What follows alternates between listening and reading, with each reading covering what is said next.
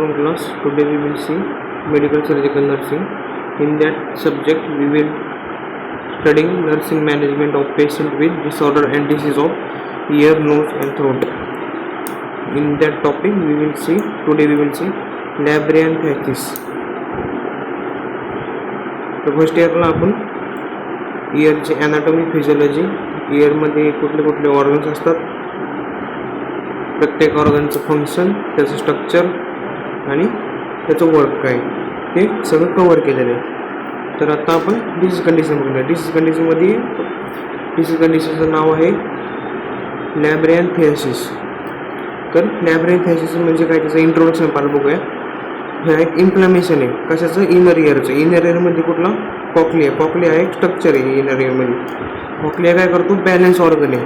Balance ऑर्गनमध्ये कुठले येतात, utricle, secular and semi circular canal which are intimately connected to each other inside the skull adjacent to the outer ear.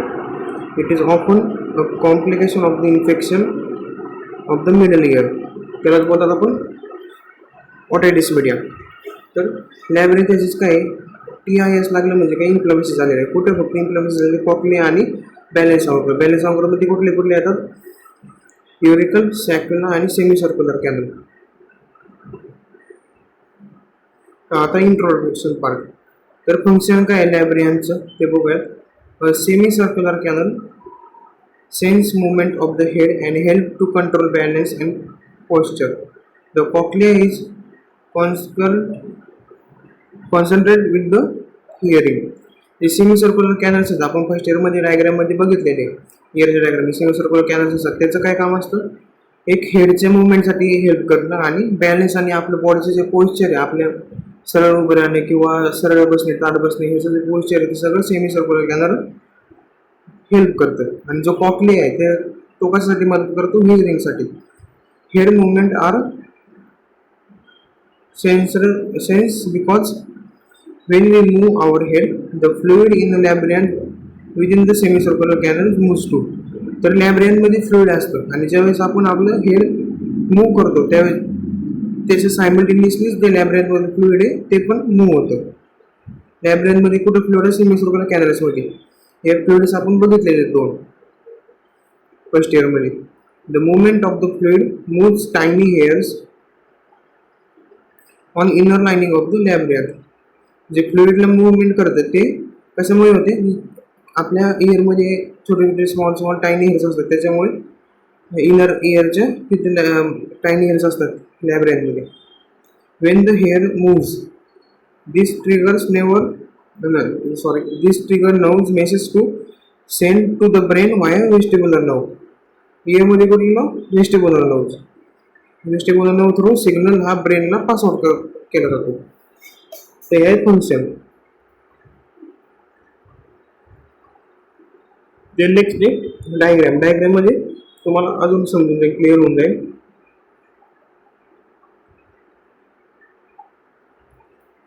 तर हे जे structure आहे ते आपलं इयरचं आहे. इयरमध्ये आपण हाय सॅक्युला, हाय युरिकल, ह्याच्यामध्ये फ्लुइड कॅनल्स असतात आणि ह्याच्या आहेत ह्या सेमी सर्क्युलर कॅनल्स आहेत.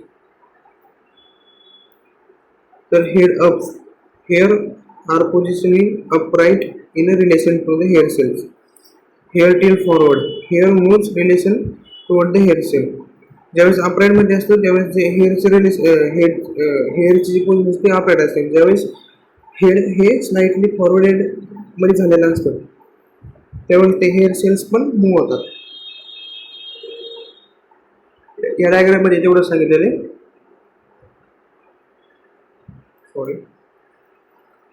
Types of the labyrinthitis. लॅब्रियांथियासिसमध्ये इन्फ्लमेशनचे टाइप्स आहेत, त्याच्यामध्ये 3 टाइप्स असतात.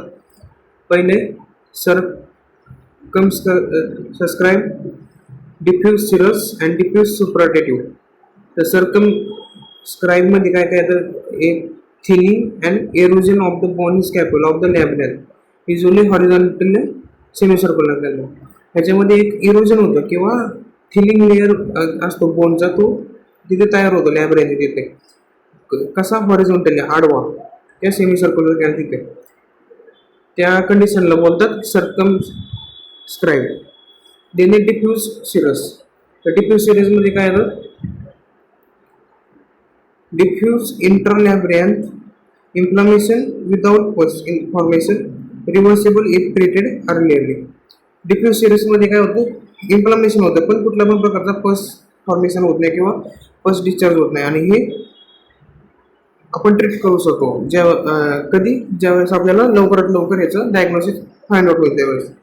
याने डिफ्यूज सुपराडिटिव्ह, ह्याच्यामध्ये काय होतं, diffuse pyogenic infection of the labyrinth, permanent loss of vegetable and cochlear function.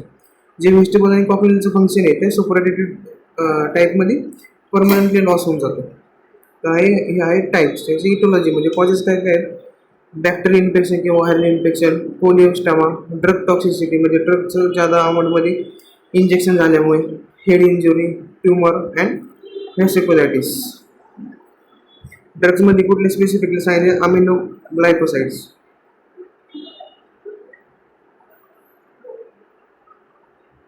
Next clinical manifestations म्हणजे आपल्याला पेशंटमध्ये कुठले पण क्लिनिकल सायन्स किंवा सिम्पटम्स किंवा पेशंट कसा ॲक्ट करतो ह्या कंडिशनमध्ये ते बघायला आपण व्हर्टिगो म्हणजे टिंगलिंग सेन्सेशन होते, व्हेजिटेबल मॅनिफेस्टेशन होतात, कोक्लियर मॅनिफेस्टेशनमध्ये हिअरिंग लॉस होतो, नॉसिया आणि वॉमिटिंग आपल्याला पेशंटमध्ये बघायला भेटतो. ह्याची पॅथॉलॉजी कशी आहे, इन्फेक्शन कसं होतं, 3 रूटने होतं. कुठले 3 रूट आहेत, oral, through nose and through mouth. Then from meninges, the internal auditory canal and cochlear adequate or both. त्याच्यानंतर ते पुढे जातं मेनिजेसमध्ये जातं, त्याच्यानंतर मिडल इयरचं स्पेसमध्ये जातं आणि हेमॅटोजेनियस स्प्रेड होतात. हेमॅटोजेनियस जे बॅक्टेरिया असतात ते स्प्रेड होतात आणि लॅब्रियन्थेसिस डिसीज कंडिशन पेशंटमध्ये बघायला भेटते. तर हा डिसीज आहे ही कशी फाइंड आउट करणार आपण, हिस्ट्री कलेक्शन करणार, पेशंटचे फिजिकल एक्झामिनेशन करणार, व्हेजिटेबल टेस्ट करणार, ऑडिओग्राफी टेस्ट करणार आणि सिटी करणार. सिटीमध्ये आपण मेनिंजायटिस आहे का हे रूल आउट करतो आणि MRI. हे झाले इन्व्हेस्टिगेशन पार्ट. नेक्स्ट आहे ट्रीटमेंट. ट्रीटमेंट कशी करायची या पेशंटमध्ये, ह्याच्यामध्ये येतात कन्झर्वेटिव्ह मॅनेजमेंटमध्ये कुठलं करायचं आपण, अँटीबायोटिक देतो जे की ब्लड ब्रेन बॅरियरला क्रॉस करतात. तर लॅब्रियन्थेसिस सेडेटिव्हमध्ये कुठले येतात, अँटीहिस्टामाइन, फ्युरोथायझिन डेरिव्हेटिव्ज अँड बेन्झोथायझापिन, अँटीएमेटिक. तर अँटीहिस्टामाइनमध्ये कुठले येतात, मॅक्लेझिन, डायमेथाहायड्रेट 25 mg थ्राइस अ डे, सिनेरेझिन. त्याच्यानंतर फिनोथायझाइड डेरिव्हेटिव्हमध्ये कुठले येतात, प्रोक्लोरोपॅराझाईन आणि प्रोमिथाझाईन.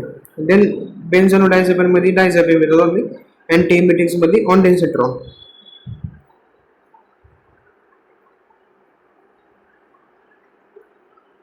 या स्लाइडवरती सगळ्यांचे डोसेस सांगितलेले आहेत.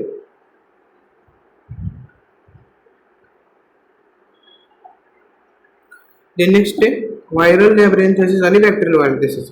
तर व्हायरल लॅब्रियन्थेसिस काय असतं बघूया. हा एक शॉर्ट कोर्स ओरल कॉर्टिकोस्टेरॉइड आपण याच्यात प्रोव्हाइड करतो पेशंटला व्हायरलमध्ये, आणि हा कशासाठी हेल्पफुल असतो, जे कॉर्टिकोस्टेरॉइड ते लॅब्रियन्थिक इन्फेक्शनला रिड्यूस करतात आणि प्रिव्हेंट करतात. कशापासून, labyrinthitis due to the infection किंवा इन्फ्लेमेटरी कॉजेस पासून प्रिव्हेंट करतात. बॅक्टेरियामध्ये कुठले देतात आपण, ऑब्विसली अँटीबायोटिक देतो. तर ही जी अँटीबायोटिक ट्रीटमेंट आहे should be consist of broad spectrum antibiotics and combination therapy with CNS penetration until culture results are available.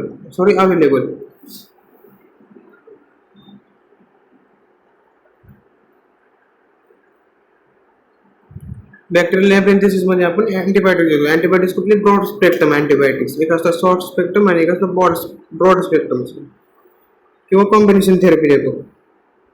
Surgical मॅनेजमेंटमध्ये आपण काय करतो, surgery through mastoid exploration is often required in a chronic otitis media and coliesteoma. mastoid exploration करतो, ही surgery कशामध्ये करतो आपण, otitis media किंवा कोलिस्टेमामध्ये.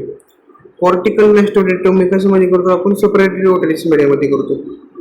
आणि radical मॅस्टोडेक्टोमी आणि लॅब्रियन्थेसिस कशामध्ये करतो आपण, जे इंट्राक्लिनियल एक्सटेन्शन आहे किंवा प्रेशर आहे तो कमी करण्यासाठी किंवा इन्फेक्शन कमी करण्यासाठी. Surgical incision of the cholesteatoma, incision and drainage करतो फ्लुइडचं. आणि लॅब्रिअँटोमी हे ओपनिंग करतो आपण लॅब्रिअँटमध्ये.